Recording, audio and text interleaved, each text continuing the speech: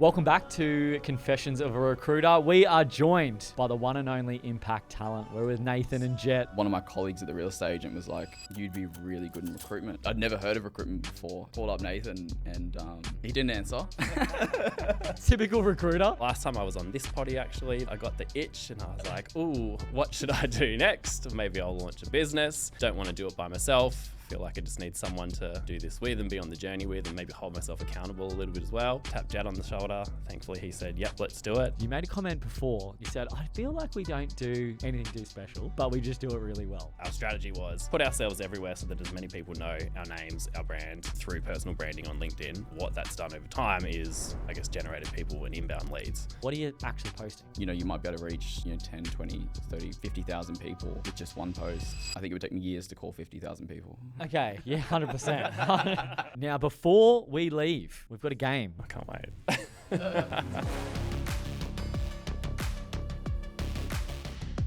Thanks for coming on, boys. It's good to be here. Thank you. Yeah. Now, we actually did a LinkedIn Live only a couple of weeks ago, depending on when someone hears this, just about your journey on starting Impact Talent, that type of thing. But for those who weren't dialed into that LinkedIn Live, why don't you guys give us a little bit of background on who you are, your business, and what you focus on? So I joined recruitment industry 5 years ago. Prior to that came from a sales background. Prior to that came from a hospitality background, and moved overseas for like 7 years, came back, had the travel bug, did the travel thing, went into travel sales, sold some holidays. COVID happened. That went to shit. Can I say that on here? Yeah. Of course. It's not confessions without a few swear words. Confessions for a reason. So yeah, that went awful. Left that, got into gym sales for like 6 months. Okay. Worst job of my life. Really? Yeah. I feel like you look like a pretty good gym sales Hey, look, guy. I mean, I he's love a the perfect gym, but I salesman. don't like sell it to gym people. Just awful, just like transactional. Get them across the line, don't speak to them again. So it's, not fun. So then got into recruitment 5 years ago.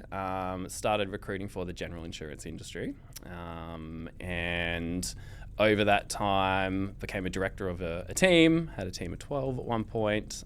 Jett was one of those people at one point, so we worked together for a couple of years.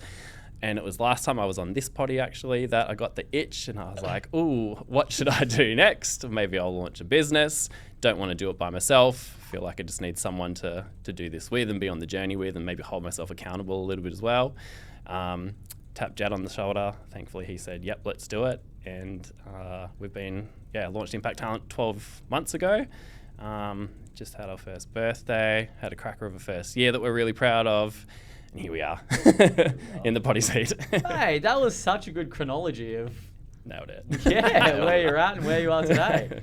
Jett, what about you? Where were you before recruitment? Well, my career's not as extensive. I'm going back all the years. Started Macca's, which was great. You get really good foundations in fast food, I would say.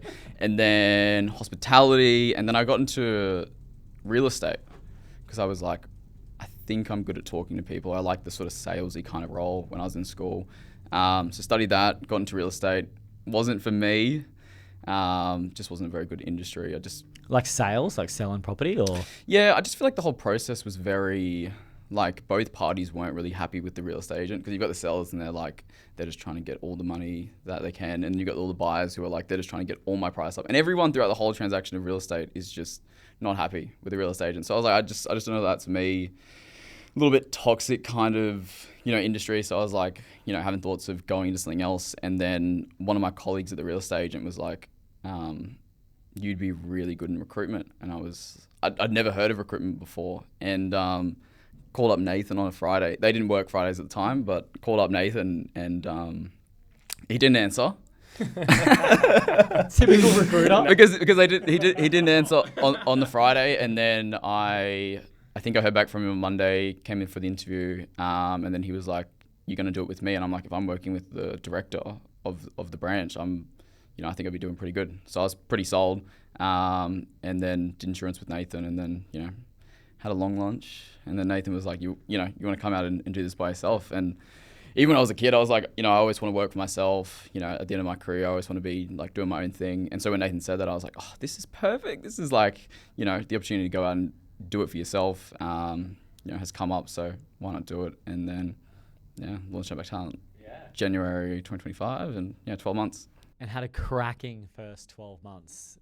Was it what you expected, more, less? I think the biggest thing is at the beginning, you launch a business and you think something's going to change. Like you just feel like maybe there'll be some like, I don't know, aura around you and you're like, I'm a business owner now, like something's going to change, but actually nothing changes at all. And you're like, shit, it's just me now. It's all on me. I've got to regenerate everything. And I don't know, I think we achieved what we wanted to achieve in our first year. So we're really proud of that. Was it a slog?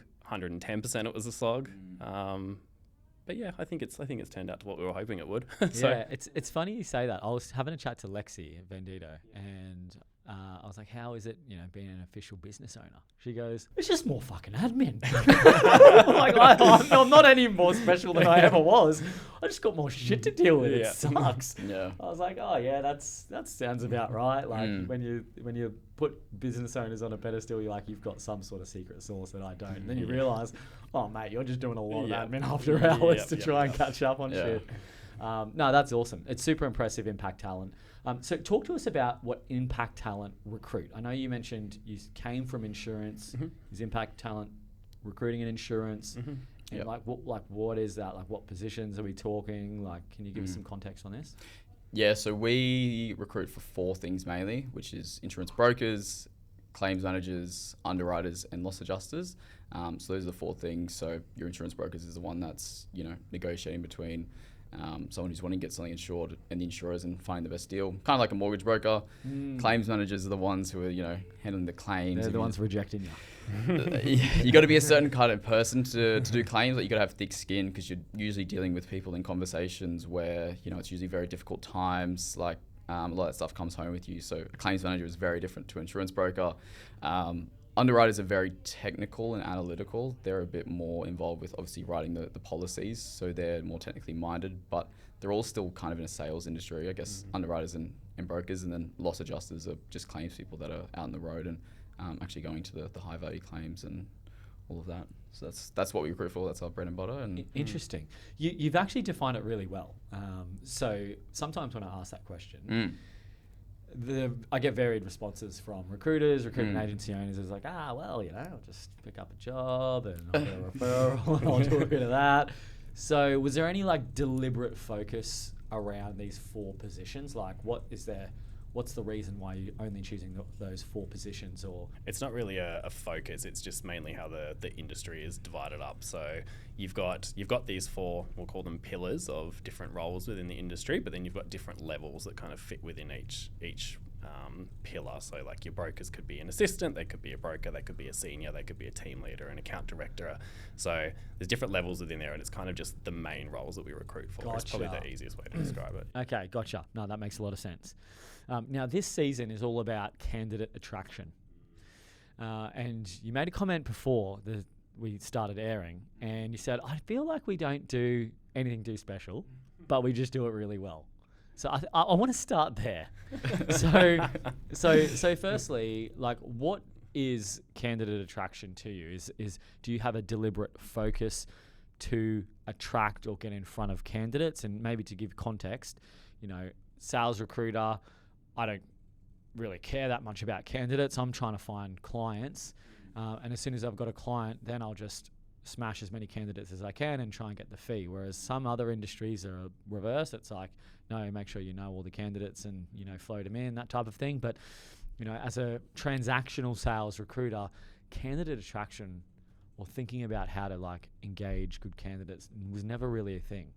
So what's that like for you guys? Nathan, I'll give that to you first. I think when you think of candidates, clients as well, but candidates, so you've got the 2 sides. So you've got your chase mentality, you've got your attract mentality. So chasing them is where you're constantly following them up, probably annoying them to some degree, and just consistently trying to, I guess, get them to work with you. But I feel like if you continue to do that forever, you are just going to annoy people over a set amount of time. So you need to have some sort of, tool that helps or generates people coming towards you. And so candidate attraction for us is, what are we doing which makes people want to work with us, or subconsciously when they are looking for a new role, they think Nathan and Jett, or they think impact talent. And so when we launched, we were very deliberate because we we were in a period of where no one knew who we were outside of Queensland, and looking at a new market. So our strategy was put ourselves everywhere so that as many people know our names, our brand, through personal branding on LinkedIn. And then what that's done over time is, I guess, generated people and inbound leads. So what is it that we specifically do? I guess we're very deliberate on, it's the $1 million question. So I think we're just very deliberate with our LinkedIn presence, putting ourselves out there. And there's so many forms of content that you can do that in. And I think over an extended period of time, by doing the same thing repeatedly, when people are ready, you are hopefully the first person that they think of. Does that make sense? I'd say that's definitely like the goal. Like you, at the end of the day, if you like dumb down or like really bring it to a point on what we're trying to do, when either that's a candidate or a client thinking about recruitment, our goal is to be the first person that they think about when that happens. So that really presence on LinkedIn, being really out there, and Okay, so let's dive into that, because you make a really good point, and you said before that it's like a little bit it's different where you call someone and you say, oh, it's Jett from Impact Talent, and they're like, oh, I know who you are. So for someone that's listening and they're going, I love the sound of that, like I want to be the first person that my niche thinks of when they think of recruitment. Jett, like, what are you actually posting? Is there like some sort of like secret sauce around, a process, a structure, a topic? Like, what is it that you post specifically? I think it's just adding value. It's you can post about what I do, the jobs I'm recruiting for, the reviews I'm getting, whatever. But you can really tell the difference, the value adding, and the impressions you can get, and the people that will see your content when you're just adding value, and it has nothing to do with what you do as a recruiter. So a lot of our content is very focused on the insurance industry. It could be about like recruitment tips or whatnot, but there's nothing usually at the end of our posts or whatever we're putting out there saying, if you're looking for a new job, call me on this number or whatever. Like, we will still post our roles, if we get a review and stuff like that as well, and stuff about our business. But it's mainly just adding value, because you're really building like a parasocial relationship with these people, because they're seeing your content every morning, because we're posting in the morning, and before work they'll see what we're posting, and then over time they'll just naturally be thinking of our names, and then when the time comes and we actually end up calling them, most of the time, like a lot of the time now, it's very much, oh, I see your stuff all the time on LinkedIn and all your content. It's something that's quite new for us, because that didn't used to be the case, but like 70% of the calls we make these days to maybe new people that we haven't engaged with already know our name, which it's just a weird feeling. And you might be able to reach 10, 20, 30, 50,000 people with just one post. I think it would take me years to call 50,000 people. Okay, yeah, 100%. I don't know, mate. You're pretty good. Don't sell yourself short. So I'm just putting myself into a recruiter's shoes right now, and what I'm hearing is post valuable content, follow it up with the outbound activity, so it doesn't replace it, but it almost is accompanied with the outbound activity. When you say adding value, what is that? Like, how are you adding value? Especially if I'm a recruiter and I'm sitting here and I'm like, I've got no value to add. I've got a bit of creative, writer's block. How do you find value to share? Like, is that a process? Is that what is that? I think the hardest part for us, because neither of us have industry knowledge from working in insurance before, that was the hardest part. So we had to think of a way of how do we, I guess, get what we're hearing from clients and candidates into our content so that then it resonates with people. And so one of the things we did last year was we thought, how can we reach mass people with any one post? And so we started an Inspiring Insurance podcast, and what we started doing was interviewing candidates and clients, or people that we knew within the industry, or people who were well kind of known on social media, and getting them in front of the camera. You interview them, they share their top tips and tricks, therefore it's us still in front of the camera, they're giving the free value, but then you go and post the content, everyone who knows them sees the content, they then share the content, and next thing you've got 40 to 50,000 people who've seen the content. And so when we call someone and someone goes, oh, I know who you are, it kind of makes sense now. That was one of the things for creating free value, and just replicating the conversations that you're having on a day-to-day with your clients and candidates. Like if you hear something about a pain point or a problem, you know that's an instant post that you can recreate to speak to your target audience of insurance broking clients. Or if you hear something from a candidate and they say, I've learnt this in the industry recently, repurpose that, and that's going to speak to your target audience of candidates. So it's just, yeah. It's an awesome framing because I think a lot of recruiters have a lot of conversations every day with clients and candidates. They do get a lot of market insights, but they don't attach that to value.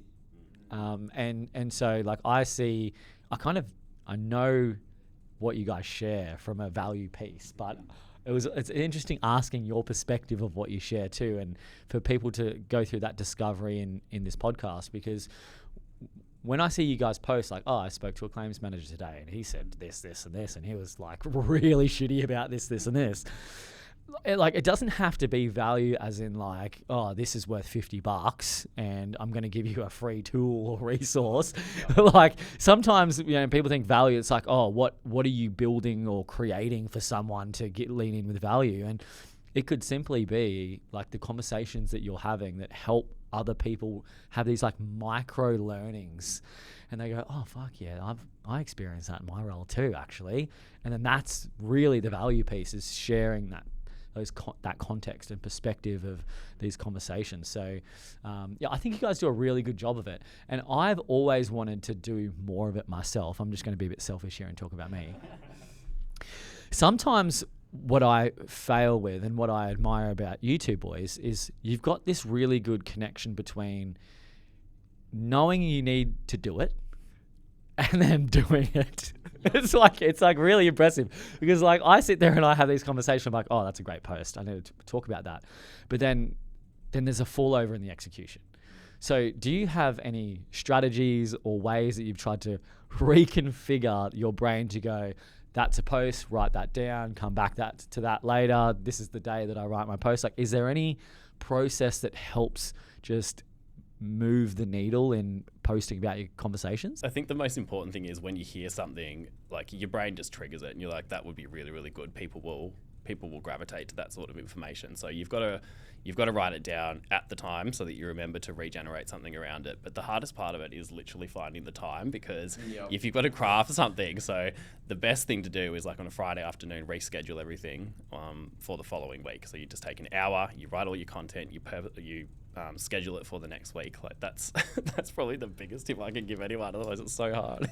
You know what? It doesn't need to be like some crazy unique thing that no one can do, but it's literally just the little simple things that absolutely sometimes fall away. You're about to say something? I was going to say, we have a pretty unique position in the industry. Like as recruiters, we're kind of like in the industry, but we're kind of on the outside. So we hear all these tidbits that I feel like a lot of people in the industry are very, not in their like little bubble, but there's just so many things that we know that we would assume they would know, but they're all, in their own little bubble, whatever part of the industry that they're in. So when we're speaking with candidates and knowing what they're looking for and speaking with clients and what they want, these conversations aren't being had most of the time with them. So we get all this information that, is kind of hard for people in the industry to get.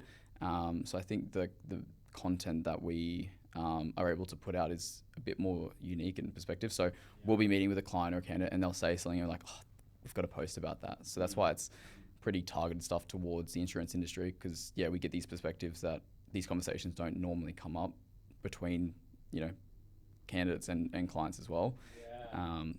We get a lot of information that they don't typically. It's the one thing that I don't think recruiters do well enough, is share the stories of the clients and candidate conversations that they have, and you guys have really nailed that. What about like a topic to talk about that attracts candidates? Have you seen any themes or patterns that every time I share something to do with this topic, this scenario, this circumstance, we start to get a lot of engagement and activity? Is there anything in particular that stands out? You know what, the one thing that probably stands out at the moment is when you really, really switch things up. So you can be like insurance for 2 weeks. And then the one day you do a personal post, it blows up because people resonate with the personal post. And then next minute you shouldn't focus on vanity metrics because likes are dislikes, but that's not how you really measure it. You need to focus on the impressions. Yeah. But the moment you do that, the likes go up, therefore the impressions go up. And I've really noticed that throwing one of those in every now and then, it just keeps you human, and people love that shit. Yeah, you've always got to be mixing it up. You can't be posting the same stuff. You'll just see like the impressions or the engagements from people. It just start to decline. So you've got to throw in obviously like a personal post, you know, maybe stuff about the business that's not related to like jobs or whatever. So you do have to mix it up. It's definitely a part of the job they don't sort of advertise about recruitment. That is a massive thing. That sort of marketing part that, you know, most people coming into recruitment don't come from a marketing background, but I think it's something that we have really focused on over the last 12 months. Yeah, I think that's a really good point. Like, it doesn't all have to be strictly business. So I don't know if you guys have noticed this, but when you view someone's profile, generally their posts start coming up in your feed more just because you've viewed their profile. So if you get a profile viewer and then all of a sudden they see all your other stuff, so however you got them there is irrelevant, but now they're actually seeing the stuff that you want them to see. And rightly or wrongly, I had a pretty not a straight way of growing my followers, early days ex-recruiter. What my general idea was value, sharing stories, and then I'd put some polarizing, crazy ass. The chicken wings, the half-eaten chicken wings. I still remember that. You just post something that would rage bait people, basically. And you would, post a plate of like half-eaten chicken wings and be like, I've just demolished these wings. I'm feeling good on Seek Talent. So people be like, you didn't demolish those wings, and they'd be so offended. Yeah. And so there's being business, a little bit crazy, a little bit funny. It really started to like build an audience where people would follow along for the journey. So I really resonated with that. Something else that has worked really, really well is polls. So I think what some people do is they put up a poll and it'll be like, what's most important to you this year? Is it salary or career progression or better manager, whatever that looks like? And I think most people will put that post up and all they'll get is people voting on it, and then you've got your voting stats and they reshare that. But what we do, which I think is really smart, is you take that one step further. Everyone that votes on your poll, you then send them a message saying, thank you for voting on my poll. You said that salary is important to you this year. Let's have a conversation. And then the next minute you've got them on the phone and you're converting them into a lead. Like those polls are very, very, very powerful. And I think most people miss that you can actually generate that off them. Dude, the biggest lead generation from those polls. Hey, are you going to clip that up, Sergi? That is a strong, that's a strong little story there. 100%. The polls are interesting because people don't often relate to polls as revealing something that they actually are revealing. So I love the polls. That was actually going to be my next question around. Sorry. Jumped the gun. What other ways do you attract candidates? And one of it was around obviously LinkedIn posts, polls. Is there any other channels that you use or any strategies that you take to be able to try and find or attract candidates? We've just become a sponsor of a gold sponsor of Women in Insurance Queensland. There's nothing kind of put out there about that yet, but that's just, it's a great cause. It's a not-for-profit, so we'll be sponsoring them for the 2026 year. But at all of their industry events that they run, our branding is now going to be on everything. We get invited to all those events now as well, so it means that we'll be at those events. People will see us. It means that we can speak with people who are at these events. So that's something that we're going to trial this year. 100%. We haven't done it yet, but yeah. That's one thing that's missing a lot is the face-to-face interactions with meeting new people in an industry. Is that a strategy that you just thought of last year? What was the driver behind thinking, all right, let's go sponsor an event, turn up, get our brand everywhere, have these conversations? What was the thought process behind doing something like that? I know you mentioned, you were quite a transactional recruiter. The good thing with insurance is it's very much a relationship-driven industry. So it's very much like the people in insurance, the relationship you'll build with your candidates and your clients. If you're meeting with them, you can just see the difference if you're, just on the phone with them. But if you take the time to meet with them, go to the events, go to all the networking stuff and the conferences, it just builds a really strong relationship because they have to go out there, go be in the market, meet with all the different agencies and insurers and all of that. So they really appreciate when we do the same thing. So it's a very, very relationship. Is it like a small market insurance? No, it's a massive market. Is it? Yeah. I feel like it's a really interesting niche. It's an interesting niche. I think, I don't know if I should give our secret sauce away on the podcast, but there's not a lot of recruiters if you compare it to like accounting and finance as a niche, like there's not as many people doing insurance. So I think that's beneficial. To be honest, I reckon I know not even a handful of insurance recruiters. I know one from Fuse. He's a good bloke. I think you guys have we know I've him. met with him before. Yep. You guys, and that's pretty much it, hey? There's going to be some more popping up. Yeah, all of a sudden there's all these people coming into untapped insurance. market, honestly. Yeah, especially from accounting and finance, mate. There's thousands of those recruiters. It's probably a good little niche to get into. What about outreach? How is outreach for you guys? What is like the personalization? I know everyone with AI and technology, it's like everyone's trying to personalize outreach. Is there anything in particular that you guys are doing differently? Like, how do you actually approach a candidate you've never spoken to before? The first thing is don't make it sound like AI. That instantly loses your credibility because you can read straight through that. But I think because we're quite well known, just because of the personal branding side of things, when we call someone now and they already know who we are, that instantly takes away that cold call element to it. Or if they don't know who we are, it's a personalised intro.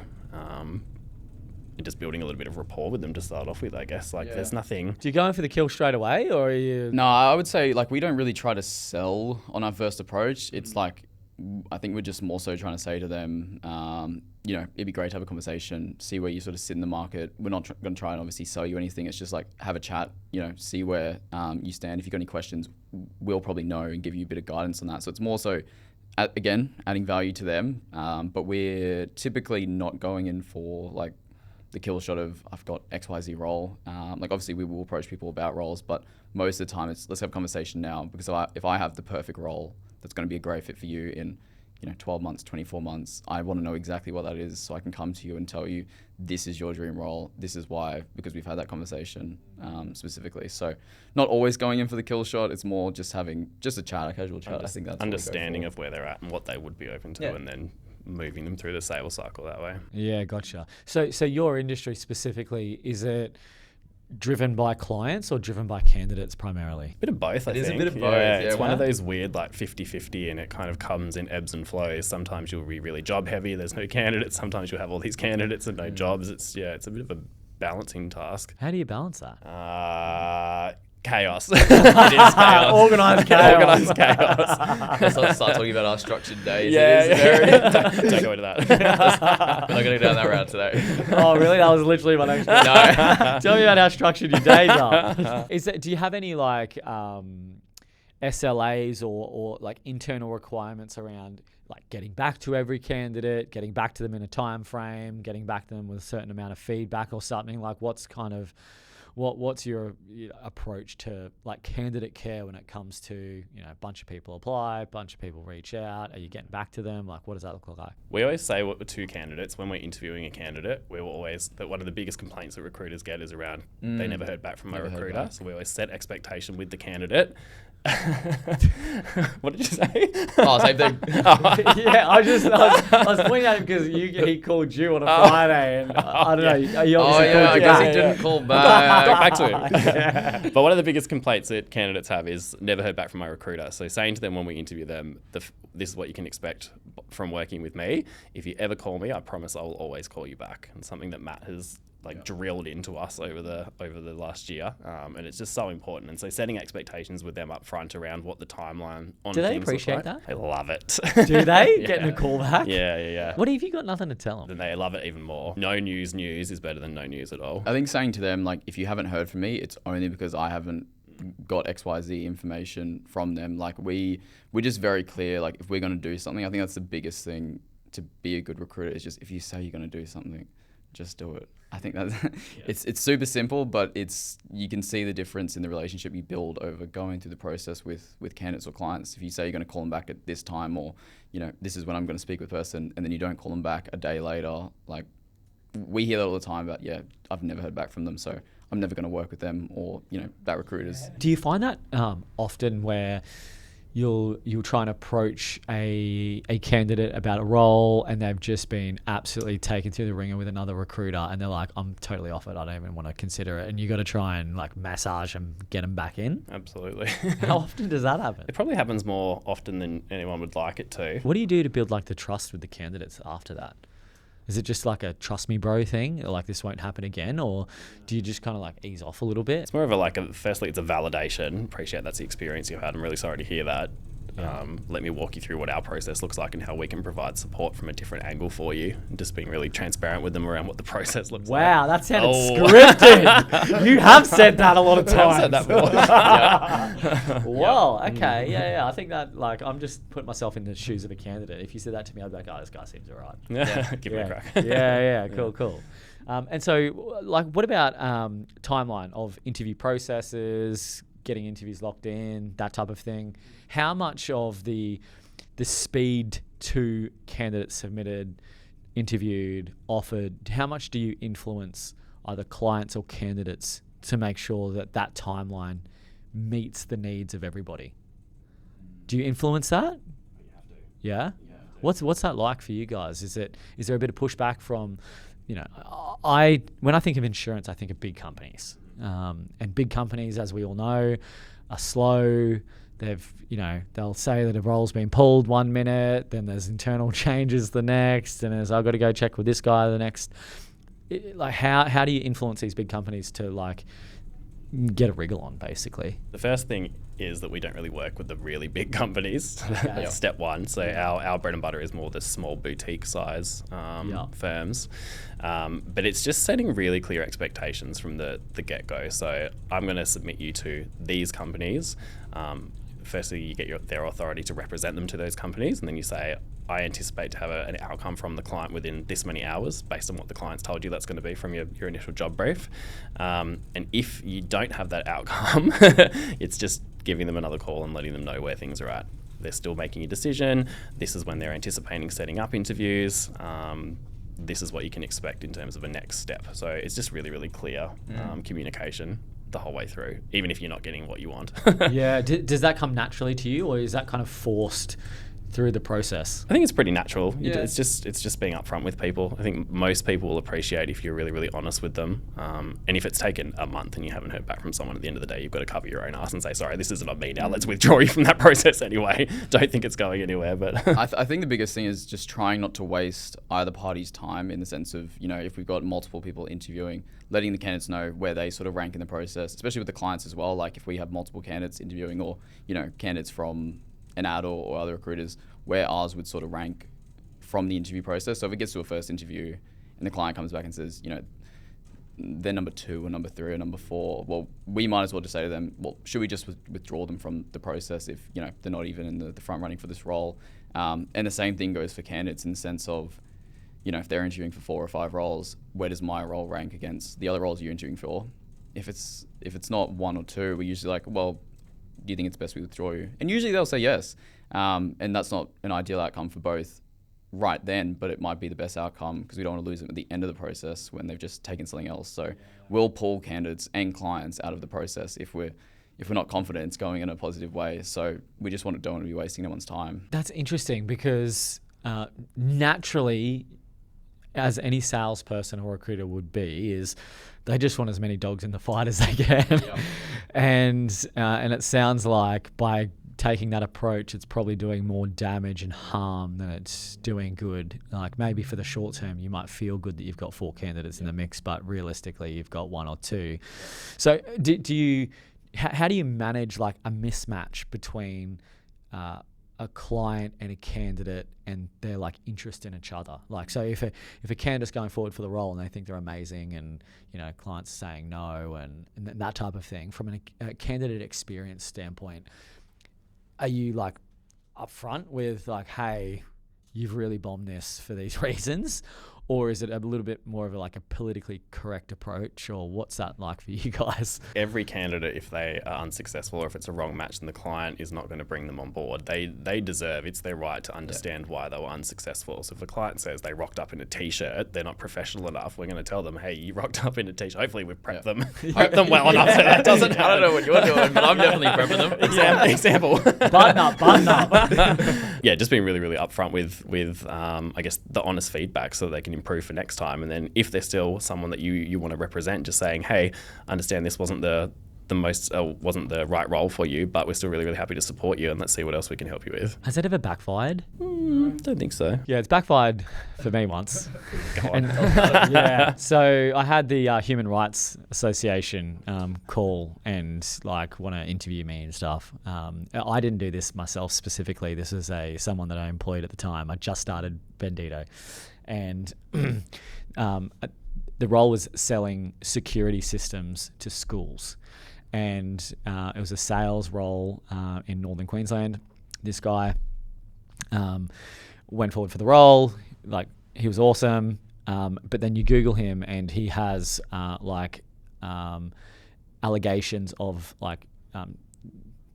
being with minors, basically. Like a 16-year-old or a 17-year-old. Basically, he was in the media, and then like a 16 or 17-year-old girl on set said that he was like making advances on him and he's done all this stuff and all this craziness.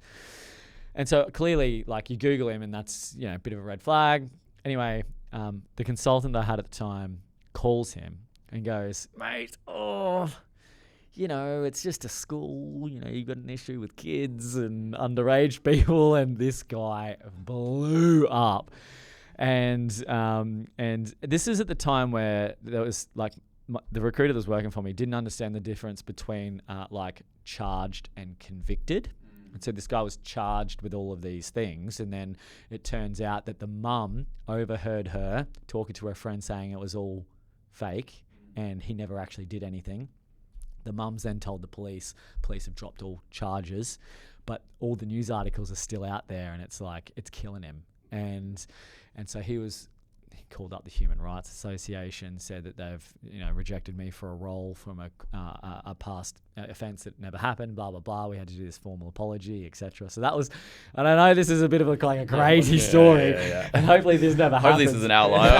yeah, this is definitely an outlier. But, you know, if there's any, like, you know, issues around, you know, children and stuff like that, maybe just stay away from that. Yeah, usually it's like they've underdressed, or, you know, they didn't know how to answer our question or something. Yeah, this guy's getting charged for, like, you know, interactions with minors or Yeah, something. yeah. Yeah, it was a crazy time. So ever since that, I mean, hopefully most recruiters have the intuition, not to like open up a, you know, Can of worms. can of worms around that. But what about offers? So we've talked about attracting candidates, posting, building a reputation, you calling them, they kind of know who you are, adding value, this type of thing, setting their expectations to the interview process. But when it comes to like offers, what are the strategies that you guys put forward? And I know there's definitely some. Before giving someone an offer, then managing the offer, and then really just making sure that it's 100% accepted and it's not like wishy-washy. I'm going to start with Jett. I think what I touched on before around like withdrawing them, you know, if there's any unease throughout the process, or if, you know, we're sort of feeling like it's not going in a positive direction, we're going to be constantly asking them, you know, should we withdraw you from the process? Where does it rank? Stuff like that. So hopefully by the time we usually get to the office. Is that a bluff? Are you saying that to just like bluff it out? And if they go, no, keep me in, you're like, I mean, We need to know. Yeah. We need to know. Okay. Yeah. And, you know, it always stings a little bit when they say, yeah, just withdraw me. Because obviously we've gone through a process, but I'd say 99% of the time it's for the right reason why we're withdrawing them. So usually, like at this point, and we've definitely changed our strategy, and we've worked quite closely with Matt around this and the offer process. We typically will not lose a candidate in the offer stage because we've gone through all these motions of finding exactly how they feel about everything, withdrawing them if they're not the right candidate, and then when we get to the offer stage, usually it's mostly aligned. There might be something, and, you know, we're always going through the pre-close process, both with the candidate and the client, to make sure it's all aligned, because, you know, there's always going to be things, whether it's like a lowball offer or, you know, they're going to match the hybrid working or... So like, what is that? Like, how do you make sure that something's rock solid? Is it just small little parts of the process that you implement that by the end it should be pretty watertight? Or is there, I don't know, a pre-qualifying question that generally flushes out any issues that haven't been resolved? Like, what do you say to them specifically that gives you the confidence to know, oh, this guy's rock solid? Yeah, so we'll talk like hypotheticals. Like if I was to get you this offer, this role with the start date of this, with whatever benefits that they want, maybe car allowance or car, whatever. If I can get you that would you be happy for me to accept this role on your behalf, is the main question that we'll ask once we get to the offer stage, or if we know, we're getting close and it's all progressing quite well. Having those conversations with the client after references and whatnot, we'll talk the hypotheticals of, if I get you that, would you be happy for me to accept the role on your behalf? That's an interesting framing, because like most recruiters would say, if I do this, will you accept? And you're saying, can I accept on your behalf? We used to We do used that. to do that. We used to be those And recruiters. then we lost a few deals, so And we reworked it. Yeah. Okay, why? What changed? Like, that's an interesting approach. It's a bit different. Seems pretty reasonable. Like from a psychological standpoint, how did you think of reframing it to, I'll just accept on your behalf? No, Matt Cossins, 100%. So what we started to understand was the whole yes or no answer. You can't control that part of the closing process. So you need to maintain control the whole way through the close. So what do? Client tells you this is what it's going to look like. So to the candidate, it's giving them a call and saying, this is what I think it's going to look like. It could be 100K plus super starting on this date in this role. If all of those things align and I get that offer for you, can I accept it on your behalf? That way you're controlling the process. And if they say to you, no, the salary's off or the title's off or both, which I had at one instance, which is a nightmare. Salary and title. Yeah, that was a good one. And Are we going for the same role here? and then going back and just workshopping what that would look like. So if you have to go back to the client, you can try and change the salary if you need to, or the title, or both. And then it's going back to the candidate and just workshopping with them what you've done and trying to get the outcome. At the end of the day, the client's going to pay you for the outcome. So you need to make sure that you can deliver on that when it gets to that stage. Yeah, it's really interesting. It's almost like it completely stops someone from going, I'll have a think about it, cheers. And then you're losing all leverage and power if you're saying, I'll accept on your behalf. What if, with a click of a finger, you could start your own recruitment agency? Well, now you can. With XRecruiter, launching your own agency has never been easier. In less than 3 weeks, you could be taking home 85% more of your billings with everything handled for you. You recruit, we take care of the rest. Click the link in the description to see if you are ready to take that next step.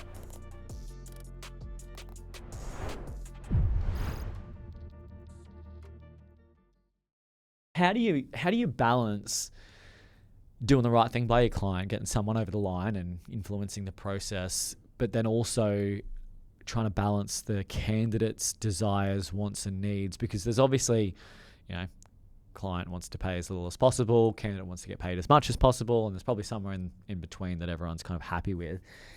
How do you kind of balance the difference between what the candidate wants and what the client wants? Is it just a straight up trying to meet in the middle negotiation, or is there any strategies that you've got that kind of help anchor people either higher or lower? I think it's having that conversation initially at that stage. So if I'm catching up with the client in 15 minutes to see what the outcome of this is, if I get you this 100K with this start date with this title, can I accept on your behalf? It's the yeah buts. And so you're like, okay, talk me through on what basis would you move forward now? And if they say, I was looking for 110, okay, great. Appreciate that you're looking for 110. Let me go back to the client and see if there's any wiggle room with the salary. And then it's going back and having that conversation. And based on what they said, you can then go back to the candidate and you have the same conversation again. Caught up with the client. This is what I'm anticipating it will be.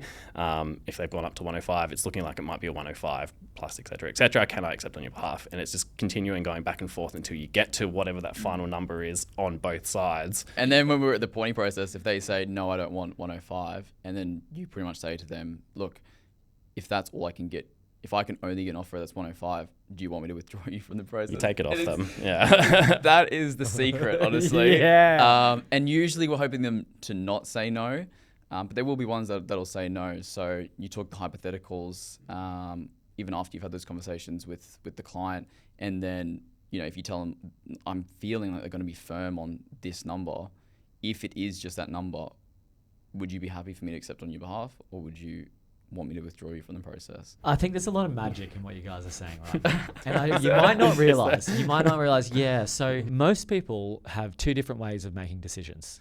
One's through like positivity and one's through negativity. And so by reframing both, can I accept on your behalf, or can I withdraw you from the process if it's not this, you kind of hit both personality traits of like how people make decisions. So if you were to say to someone, oh mate, it's 100K. I think it's going to be 100K plus super plus car. Would you accept? Can I accept on your behalf? And they're like, I don't know, but okay. Well, if it's 99K, if you're not going to accept 100, you're a maybe. So if it was 100K, I'll just reject it for you. And they go, well, no, don't reject it. Like, oh, okay. So there is some merit in this 100K that you are considering. Oh, maybe can I get a little bit more? Can I get 110? This type of thing. I think that's actually super powerful. Is going through the positives and the negatives of the decision making process, because it's not too crafty in a manipulation sense, but it really helps get to how people frame things in their own mind. And if you say positive or negative and you give them both options, I think usually you'll get probably a pretty clear answer. Have you found that? Yeah, definitely. It changed the way we did business last year. Yep. So changed everything. Yeah. Awesome. I love that. All right, now we're going to move on into the one thing. If recruiters could take away only one key lesson in this episode, what should it be? And I'm going to ask the question to both of you because you both might have different answers. So I'll go first. He always does this. Sorry, mate. He's quick on the buzzer. Have a personal brand that speaks to a targeted audience. If you are recruiting for the insurance industry, make sure your audience is insurance people and get rid of all the recruiters that you have connections with on LinkedIn, because that's messing with your algorithm.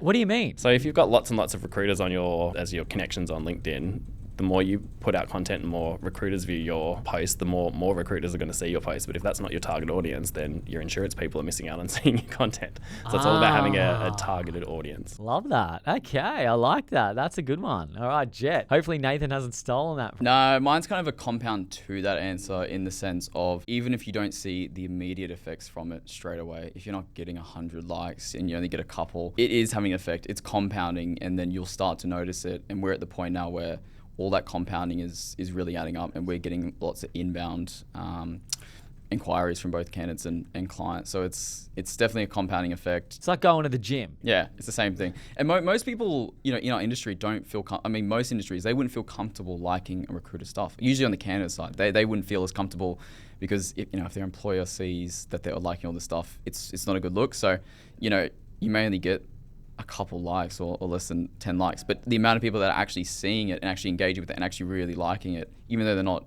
literally engaging on it or commenting or sharing it, it makes a difference. But you won't notice the effects straight away. Or you might have something blows up, but usually Pop up in your DMs. it's a compounding thing. So yeah, personal branding, but it's a slow grind. Love that. Awesome. That's some really good key takeaways. Now, before we leave, we've got a game. We've got a trivia game. And typically it's called Are You Smarter Than Ed? Instead, it's Are you smarter than each other? Oh, God. So it's going to be you two versing each other. So it's going to be Jett versus Nathan. I'm going to fire off some trivia questions. It's going to be best out of 10. Winner takes all, while the loser faces a mystery challenge. I can't wait.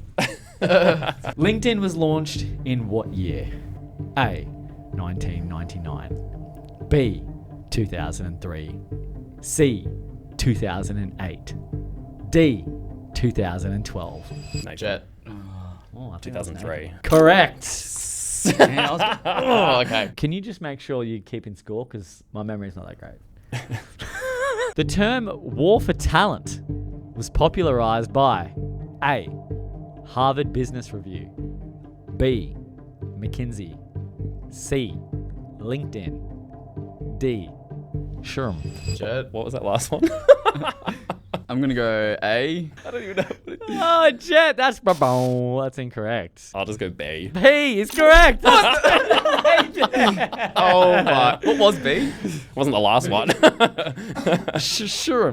What is employer reputation influenced by most? A, office furniture. B, candidate reviews. C, job titles. D, recruiter salaries. Jett. B. Jett, let's go. 2-1. You didn't think it was office furniture? Which body regulates general insurers in Australia? A, ASIC. Jett. A. Incorrect. Nathan Afka. Incorrect. Should we circle back around? Yeah, You yeah, both let's got it try wrong? again. Okay. Start again. APRA. APRA. You didn't buzz. B. Jett.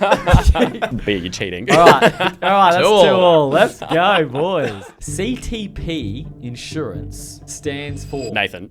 What? I was gonna- Compulsory third party. Let's Yes. go! You didn't know which one it was. Which of the following is a major Australian insurer? A. NAB. B. QBE. C. Macquarie Group. Nathan, QBU. 4-2. Jett It's man. not looking Come on, good. mate. Jet man, are you live over there? An actuary's main role is to A. Sell insurance. B. Approve claims. C. Conduct audits. Jett C. Oh no. What's D? D. D. Model financial risk. Nathan D. Damn. Too quick on the buzzer, mate. Congratulations, Nathan. You are smarter than Jett. Officially. There's You'd gonna be hope a good so. thumbnail Put there. that on the wall. That was an awesome catch up, boys, talking about impact talent, where you've come from, where you are today. It's super inspiring.